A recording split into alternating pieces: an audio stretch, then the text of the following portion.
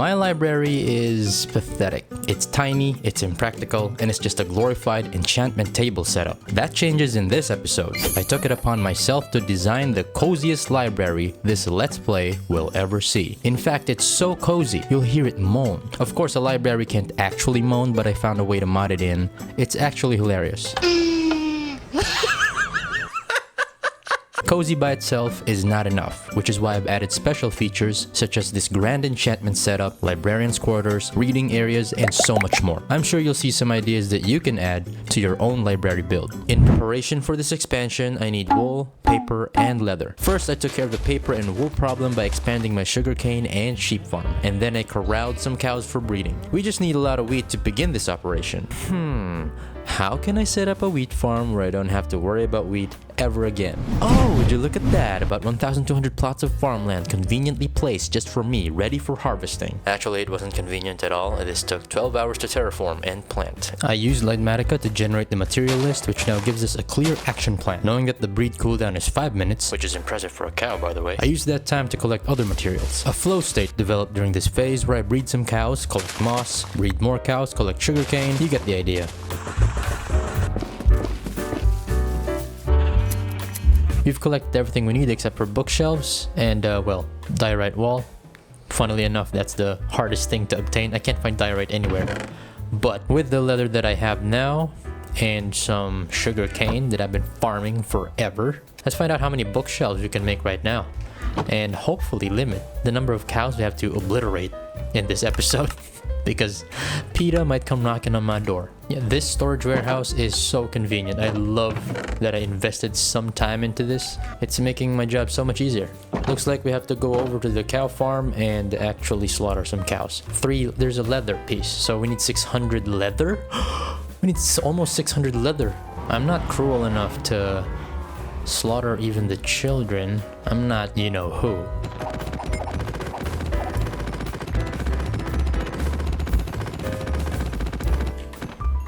Oh my god, I accidentally killed everyone, so they're left motherless. They're so sad and lost. Yeah, one of you will grow up eventually. So I killed 150 cows and it still wasn't enough to craft the bookshelves I need. If these were real life cows, that would be 10% of the estimated cows needed per day for McDonald's to serve 6.5 million burgers globally. That means 75 burgers per second, 1,500 cows slaughtered every day. That requirement doesn't even include Burger King, 8 Cuts, or Wendy's. I know these aren't relevant to the build, but there's your fun fact for the day. So we're breeding them again, and maybe while I wait for them, let's get acquainted with the villagers back at base. One here and one here. Smite. I will accept that. But yeah, in the last episode, we commemorated Jerry and Clyde's death, and now we have 2 new villagers. I believe they wandered in, yeah. They were zombie villagers. I did cure them. I remember that. I just didn't show it. Did I show it? I forgot. I think I didn't. But yeah, I cured them. And now they have discounted prices. I've been trading with these villagers to pass the time, you know, while the cows grow. And look at the trades in here. Look at how frustrating this is. We got Smite. Okay, Smite 5, which is a good deal for 1 emerald. And then he gets Bane of Arthropods. We unlock that for 21 emeralds. And then, alright, this is the stupid part. He does it again. Bane of Arthropods. Again. For cheaper. Like, how dumb do you think I am, man? How dumb do you think I am? How dumb do I look? He's pretending he's oblivious too. You're so lucky I cannot kill villagers. What about you? Are you gonna repeat the same thing? Oh, those are the worst librarians ever. So, here's the plan. While we wait for the cows to actually grow. I mean, you ever see those TikToks where they cheese the wither with the iron golem? Apparently it works. Or we're gonna test it out right now, prove that theory. Okay. Alright, this is pretty scary. But yeah, we're gonna put that to the test. Here we go. Okay.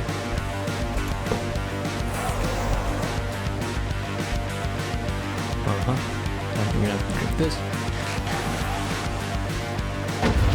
Okay. Oh, wait, we need the iron. Oh. Oh, heal him, heal him. Yeah, yeah. Good job.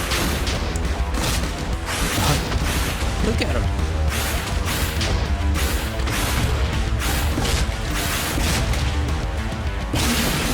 Yep.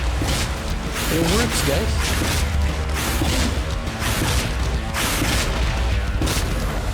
Oh, wow. And we found diamonds, too. Oh, he's withering. That's fine. And we are on hard mode, guys. We are on hard mode. Right there. That is hard mode. Oh, look, more diamond. Absolutely, I will take that. Absolutely. We can go ahead and actually slaughter the cows and finally get this build going.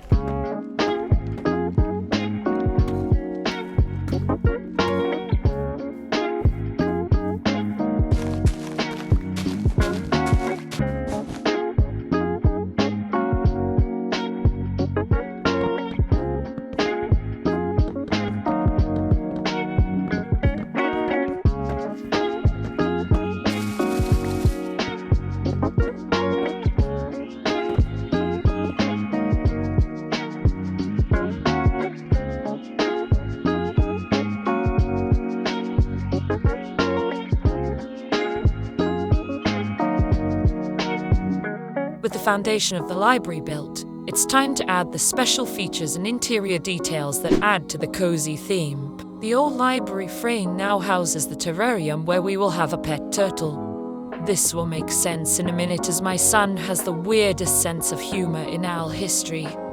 I'm fine with it and I love him all the same. The once empty space at the core became the reception. What's a library without a receptionist to shush the noisy visitors?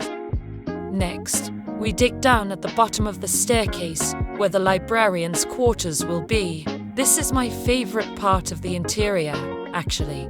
As we head outside, we tie in the library with the rest of the base. This is a mini patio where readers can enjoy the open air and the axolotl pond. Brand new day, I think it's just appropriate that I take you through the build and the design process that went into it. Now in episode 8, we had this basic shape where the roof concept is just reversed and that became the structure, but that was a waste of space, so I extended it and it became this deck, and it was just that bracing structure, and that stood for a long time. For months it was like that, and it wasn't enough because it was just a elevated space where I can put my enchantment table. It's not enough, and so we expanded on that design. I still like the roof shape, so we tripled it. It's like a Toblerone now. And now I'm using white concrete here. I tried using bamboo. It was so yellow. It was so yellow, man. It looks like the building had hepatitis or something. So white concrete was the way to go. It looks balanced now. The color is balanced. How did the axolotl jump all the way over here? You gotta get back, bro. And I love green elements. This here is like a green wall to cool the building down. You know, in architecture, that's the purpose of it. And maybe some of it has overgrown. There's a moss roofing over here and some grass as the roofing. And then we have here a gradient of tinted glass, the green, lime green, and then yellow. It's a very nice accent to the whole building. And it is basically just a symmetrical structure. Yeah, not much variation. And very open to more expansion. If we can go to the left or the right, or maybe even extend all the way over here if we need more expansion. So yeah, same details here on the other side. And on the outside of it, just a brief explanation of the exterior here. We have here a bench looking thing. It's like a bench, but it's an emergency sleeping station. Yeah, it's like a park bench. You can just sit here and stuff. Some storage space if we need it. And you know, we go down a level. We have here a story time picnic area. Pretty cool. Now we enter with the warmth of the spruce and the mangrove. Just the reds and the browns, they all tie in together. The most vibrant red in here is the carpet, and then it gets darker to the top. That wasn't an intentional choice. I just really like red carpet, and mangrove just happens to tie in together with that. I mean, if you saw in the beginning of the video, this was very empty. It was just the base build. And when I added in these pots and these azalea leaves, Yeah, it was this. And then you just add a azalea leaf on top. Pretty rad idea. This shirt really looks like a car door, doesn't it? And we have these reading nooks, where you can just read here a little bit. And then maybe you pick a book right here, and then you read here a little bit. Of course, no one is gonna read here except me. Well, aside from the reading nooks, there's these, there's the main reading area where, like, you can study, you know, re-observe silence and stuff. And then here's the grand enchantment setup. It's very empty, but I added these hanging plants, these armor stands. Really ties it in together. And on the left, we have here where you can set up your enchantments. Yeah, lots of anvils here. And here, just the old tools that I had to retire. Yeah, just old storage space for tools. And this one just exits into the beyond. It's nothing. It's for expansion. Now the main thing I want to talk about is this reception area. This one really makes it feel alive, especially with these librarians. And if you're wondering why they're not hopping out, all of these are lined with honey blocks, and then you cover them with red carpet. Even I can't jump off. I can't jump onto the block. These villagers don't. And they don't even do a hopping behavior at any point. That's pretty cool. I think that's one way to solve the problem where you put a any workstation. Villagers tend to like hop onto their workstation and they're just looking down like this. So that's one fix. And then when hi mama. And during the day they're out here, right? Yeah, it's still daytime, so they're out here. But in here, when you go down, it's their librarian's quarters. They have a little sink here. They got their own storage and bookshelves for their personal books. And yeah, they're just bunking in here together, like a little dorm. At night, they sleep here. When it's daytime, they serve the reception. Really gives the library some life. The funny thing, this is the funny thing. The funny thing here is they probably have the portrait of themselves here. I don't know, they're probably best friends forever or something. Now we have more bookshelves with a lectern here. This has become our checkpoint area for when we update our goals for each episode. And as we step in here, this is where we find Moaning Turtle. Oh, he's shy. So yeah, those are the special features of the library, except for one thing that I haven't explained yet, and that is the indexing system. We have here a list of every enchantment that we've ever gotten, and we list them down. That's sort of like a tally. And this is arranged by enchantment, so this is where you find all of the armor enchantments on the left, and then the weapon enchantments here on the right. And they're arranged alphabetically A to Z. A to Z. And so here we find Bane of Arthropods all the way to Knockback, Smite, Sweeping Edge, and Windburst. So from the trades we got from these librarians, the worst librarians ever, we got Smite. We have so much Smite. Yeah, I'm never gonna have to worry about the undead ever again. We have so many. I think we have 19 of those bad boys. And here we have all the armor enchantments that we ever got. Yeah, that freed up a lot of space in my chest, just putting the books here. So we have now a space where we can store all the books we get from our adventures and stuff like that. So Aqua Affinity, all the way to Feather Falling, Frostwalker, every enchantment in the game. Thorns and Swift Sneak. As we head upstairs, there's the enchantments for projectiles or ranged weapons, which is the Trident, Channeling, and Loyalty. I think those are the two only, yeah. And then we have Efficiency, yeah, for tools. This is enchantment for tools. And this is for everything else. But so far I only have Mending and Unbreaking. Oh yeah, I used up Mending to put in my bow.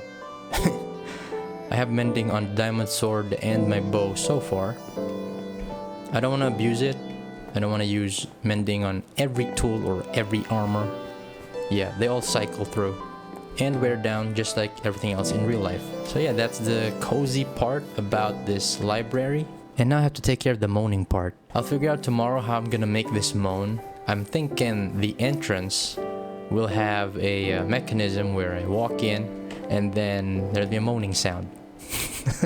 Or a welcome sound. You know, maybe the ghosts of all the cows that we've killed. Mother Owl here, once again bringing you today's words of wisdom while my son figures out how to make the library moan. That's a sentence I never thought I'd say. But there you go. The world today is fast-paced and full of distractions. Remember to slow down every once in a while and be grateful for the good things in your life. We get so caught up in the hype of looking far and wide for things we need. However, if we look within ourselves and our immediate circle, sometimes you realize that it was there all along. If you've watched this far, we're glad that you're enjoying today's build. Feel free to subscribe, but don't hit the notification bell. We want you to touch grass in real life too. Until next time. I figured it out. This is a note block with a soul sand below it, so it plays the cowbell. So what I did was I modded the cowbell note, and now it will play whatever sound I replace it with. Basic idea is we enter the library, it plays the note, right? But I've changed it such that well, we get some interesting sounds. So let's try, of course, turtle moan. Let's try this. Right, this is turtle moan.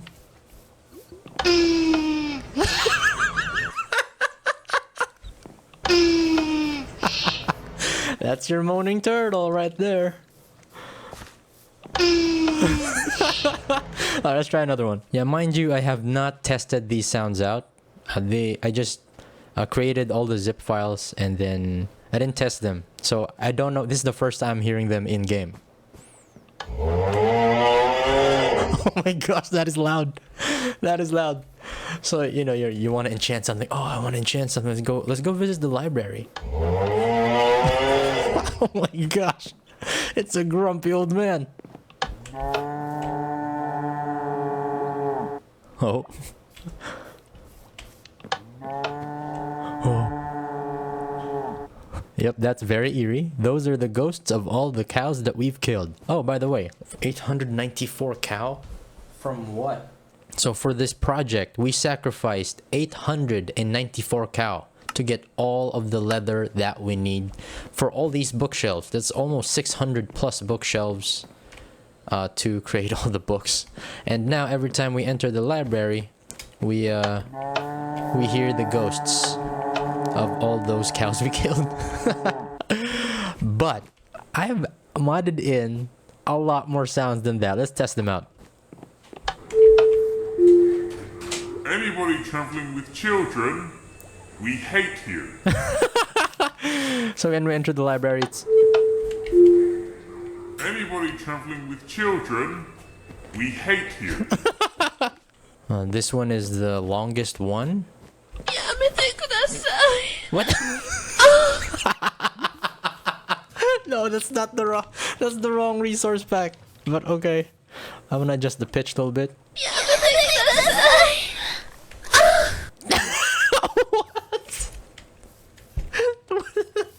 All right, we entered the library, the moaning library.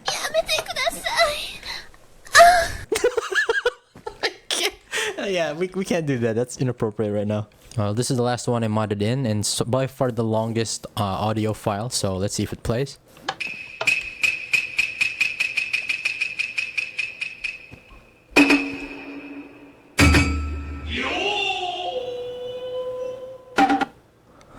Okay, it didn't. I think it played all of it. Yeah, that was the whole thing.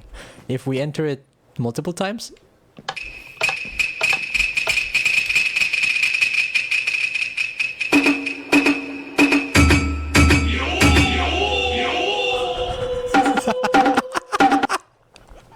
Oh my gosh. Oh, I don't know if I should make these available to you guys. It's the cowbell resource pack. It basically just replaces the sound. Yeah, let me know definitely in the comments if you want a copy of these resource packs. I think the pack is for 1.21.3 and above. If you're using those versions, you can try these out for yourself. I think it's hilarious. But because, you know, in reference to that moaning turtle, we're gonna set it to turtle moan all the time.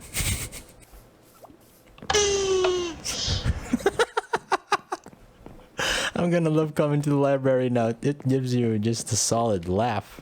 That's you, Moaning Turtle. Are you proud of your conquest? Okay, well that's it for the resource packs. Up next we're gonna name a chicken.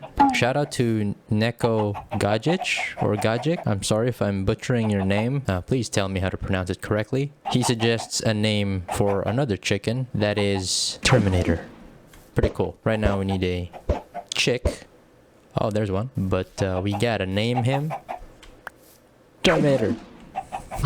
There you are, right next to Amel. Alright, if you're a new viewer, we name chickens here according to subscriber suggestions. It's becoming a tradition here in the channel, and I think that's great that you have a contribution to one of the friendly mobs here in the game. So far we have Amel, Nilla, Flapjack, and Solo.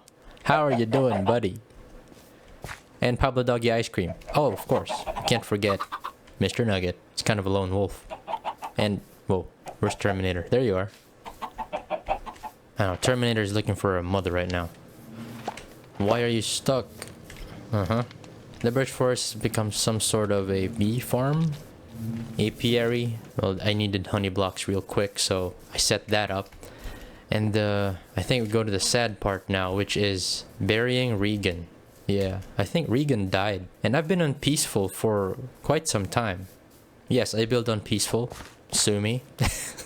I like not being distracted by the mobs and making sure nothing breaks, you know? I don't want creepers exploding all over me while I build, so I set it on peaceful mode. With that said, it means Regan died of natural causes. By that I mean environmental damage or something. Either they despawn, or he just wandered off into the ocean, or just fall damage. Yeah, the hazards of the world. Yeah, quite the population. And we have new professions now. I've added farmers and a butcher. I don't want to be burying a villager every episode. That's too sad. Regan was my main man. He was a good guy. He was a wise cartographer. Yeah, Regan did have his moments. If you watch videos till the end, I always include, you know, some interaction with any of the 3 villagers. I wish I had more of that. Especially Clyde. Clyde has the funniest ones. But now that they're all buried, they're all gone. The fathers of this village, they're gone. And we have to move on.